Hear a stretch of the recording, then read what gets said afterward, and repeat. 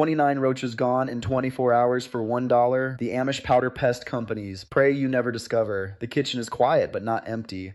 You hear the sink drip once, then again. A single bulb hums above the counter, weak and tired.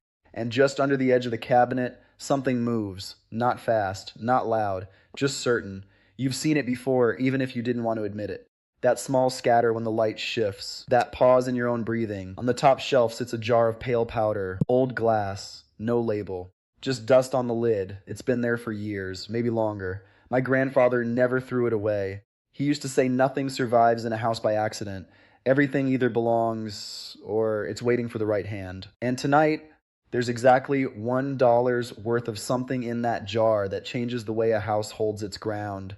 But what it is not what most people think. Not even close. If you've ever had a moment like that, standing in your own kitchen, realizing something small has taken hold of a space that should feel simple and clean, I'd be interested in what you noticed first. Not what you were told, but what you actually saw. And if stories like this land in a real way for you, stick around. There's a quiet circle of people who still trade these old, simple household fixes. No noise, no nonsense. Just what works in plain rooms and real homes. The floor is slightly warm under your feet at night. That's the part nobody talks about. Houses breathe when everything gets quiet. Appliances rest, pipes settle, and small things start moving where light used to hide them. I learned that in a house that creaked like it was thinking. You don't forget it. Not really.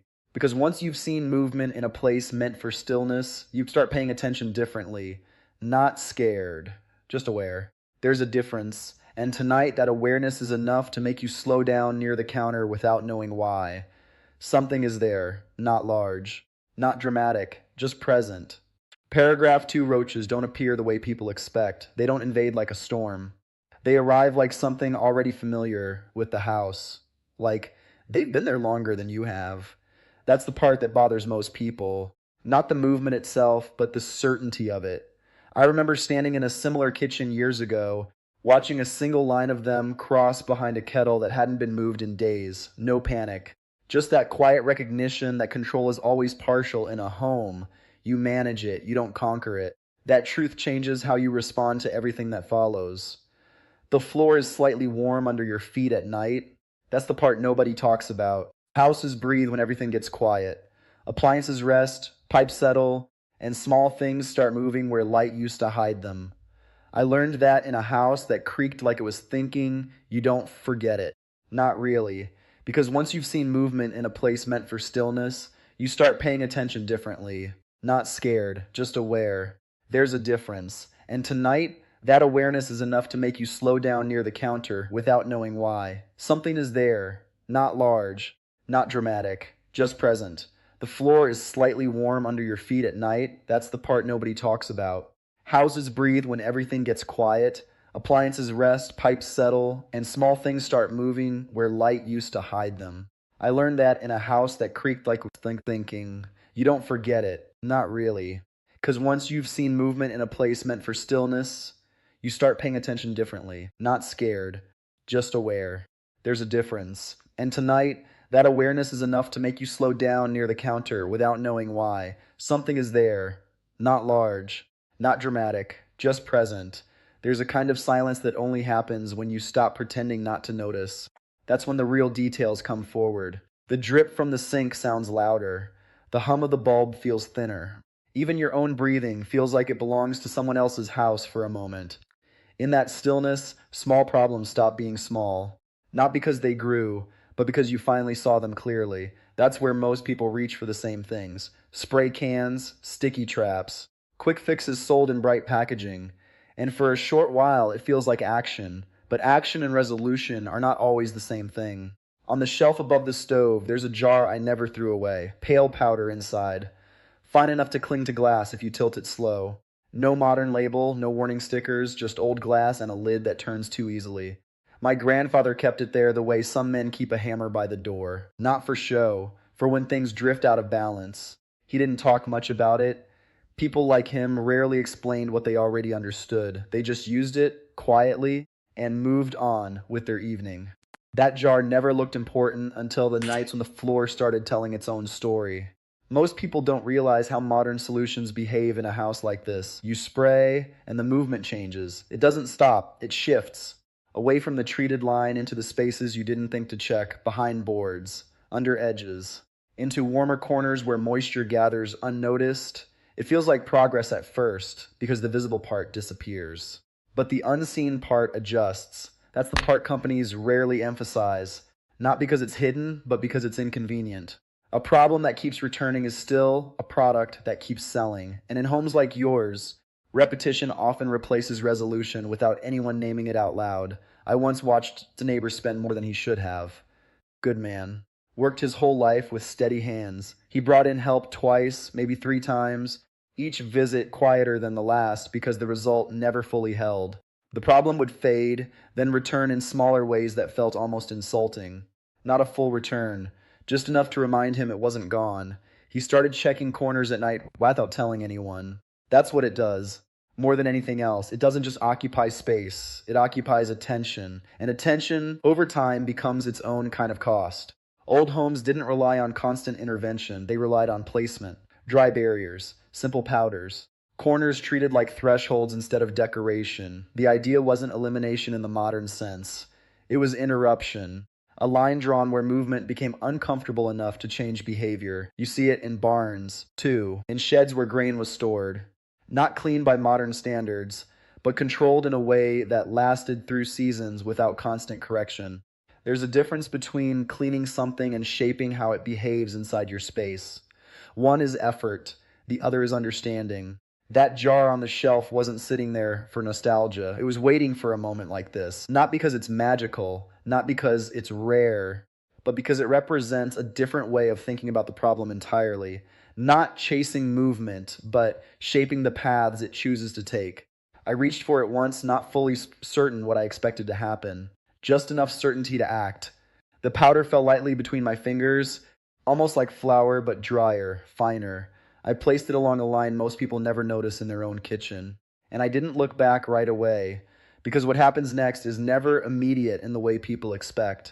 Nothing changes right away when you place it down. That's the first mistake people make. They expect reaction, like flipping a switch.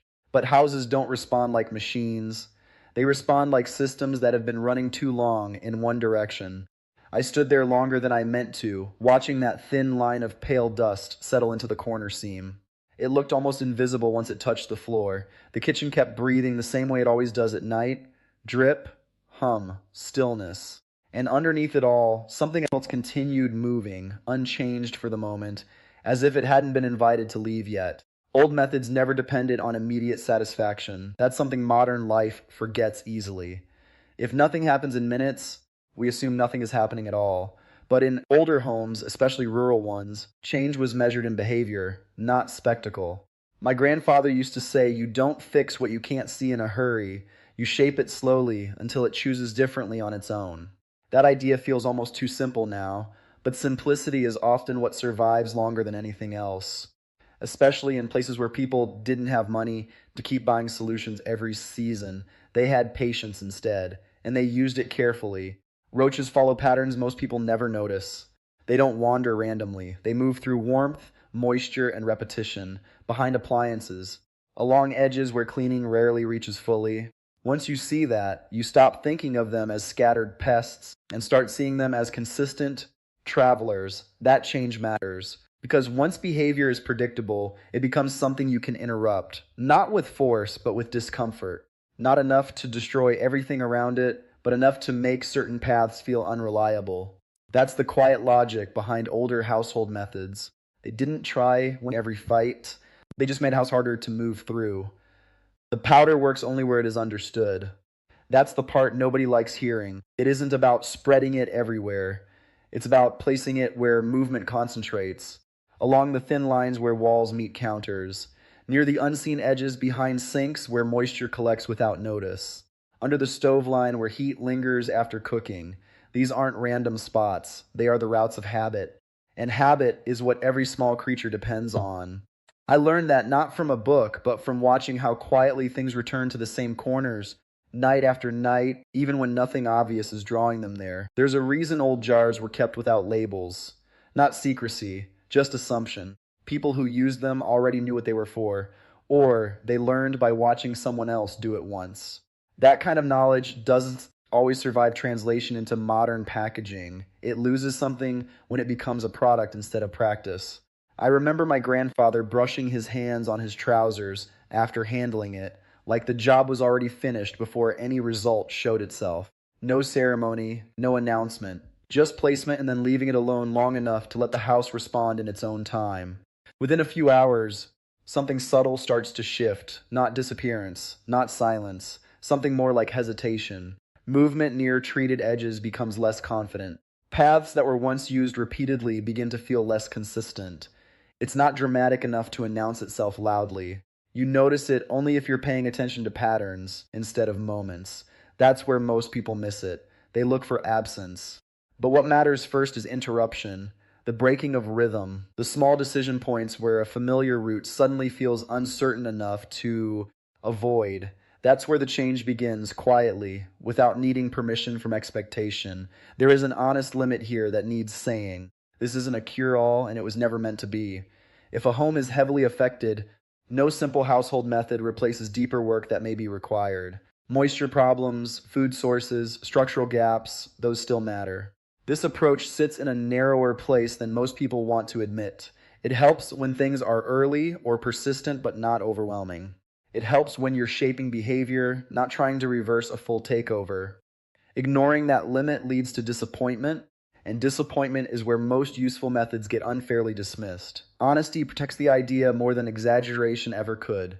Still, something changes in how a house feels afterward. Not overnight perfection, not a clean break from every problem, but a shift in confidence. The kind you only notice when you stop checking corners every few minutes. When the kitchen stops feeling like it needs monitoring just to stay steady. That's what matters more than anything else. Not the powder itself, but what it represents. A slower, simpler way of restoring order without turning every small issue into a purchase. I left the kitchen that night with the same quiet awareness I came in with. Except now the house was no longer speaking in uncertainty. It was waiting. By morning, the kitchen doesn't look different. That's important to understand first. Most real change doesn't announce itself with proof you can point at. It shows up in behavior you almost miss if you're not careful. I walked in barefoot, slow, like I was checking whether the night had left anything behind that shouldn't be there. The sink still dripped. The light still buzzed. Nothing in the room had been replaced or removed. But the feeling was not the same as before. It was quieter in a different way, less like tension, more like distance, as if the house had stepped back half a pace.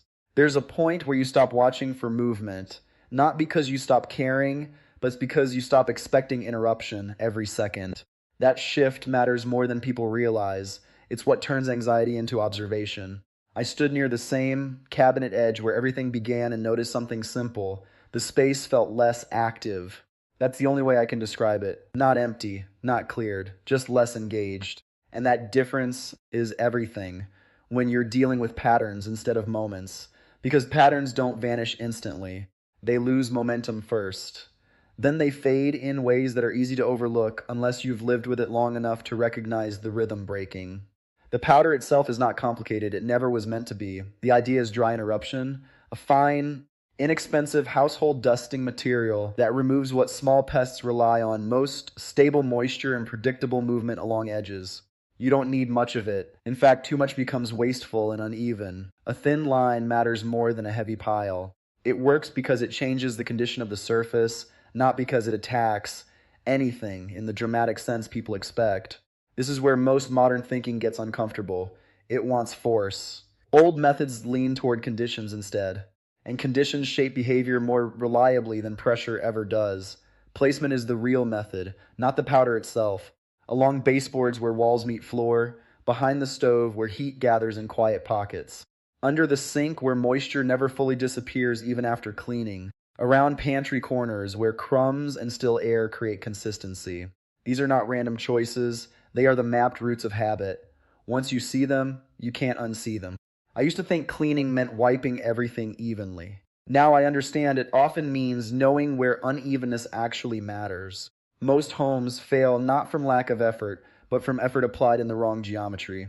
There's something almost humbling about how little is required, not in a dramatic way, in a quiet one. A few lines, a small amount of material, then time, that's it. And yet most of us are trained to believe that if something matters, it should feel more complicated than that, more expensive, more visible. But houses don't respond to visibility, they respond to consistency. I remember thinking that first night that I must have done something too simple to matter. That thought stayed with me longer than the actual work did, because simplicity often feels incomplete before it proves itself. Now, here's the part most people misunderstand. This doesn't erase every condition in a home. It doesn't fix moisture problems or structural gaps. It doesn't replace basic cleanliness or maintenance. It works within a narrow band of situations where movement patterns are the main issue, not deep infestation. That's the honest boundary, and it matters more than excitement. Because overstating it would turn something useful into something disappointing. And disappointment is how people stop noticing methods that actually had value. The truth is enough on its own, even if it doesn't sound as dramatic as people want it to be. Within a day, you notice the absence of repetition more than anything else. Not silence, not elimination, just fewer returns to the same spots. The corners don't feel as checked by movement. The stove line doesn't carry the same constant activity. It's subtle enough that you question whether it's real at first. That's normal. We're trained to trust sudden change more than gradual shift. But homes don't operate in sudden change. They operate in rhythm. And when rhythm breaks, it takes a moment for the mind to catch up with what the space is already doing differently. I didn't celebrate it. That would have felt wrong somehow. Instead, I just noticed I wasn't looking down as often. I wasn't checking corners without thinking. The house had moved back into a steadier state, not perfect, but predictable again. That's the real outcome most people want, even if they don't say it that way. Not victory, not control, just predictability. And as I stood there with a cup of coffee, I realized something simple. Most systems sell urgency because urgency keeps you dependent. But a quiet house doesn't ask for attention. It gives it back to you. And that is where the real shift begins, when attention finally belongs to you again instead of the problem. The real test isn't getting control once, it's keeping it without thinking about it every day.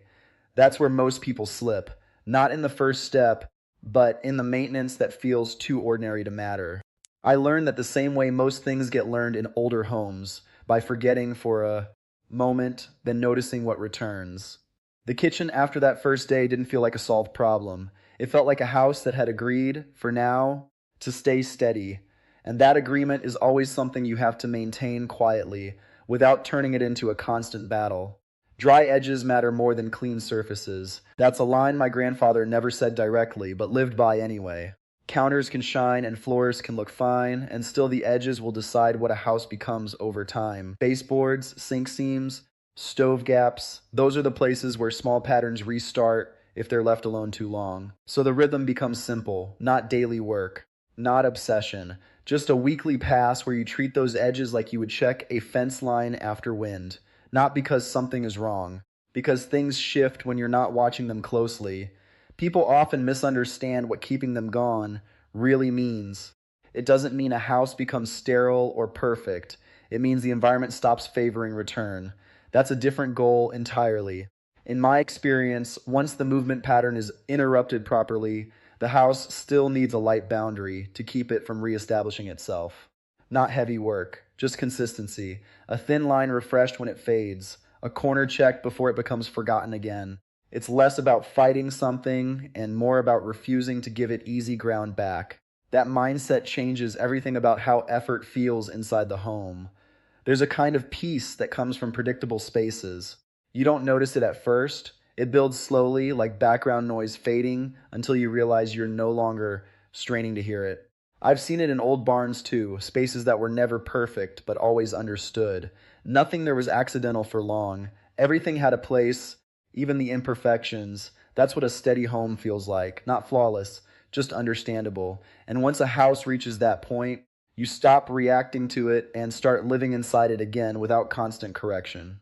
The system that sells constant solutions doesn't like this kind of simplicity, because simplicity doesn't require repetition of purchase or urgency. It asks for understanding instead, and understanding is harder to package. I'm not saying everything sold is wrong.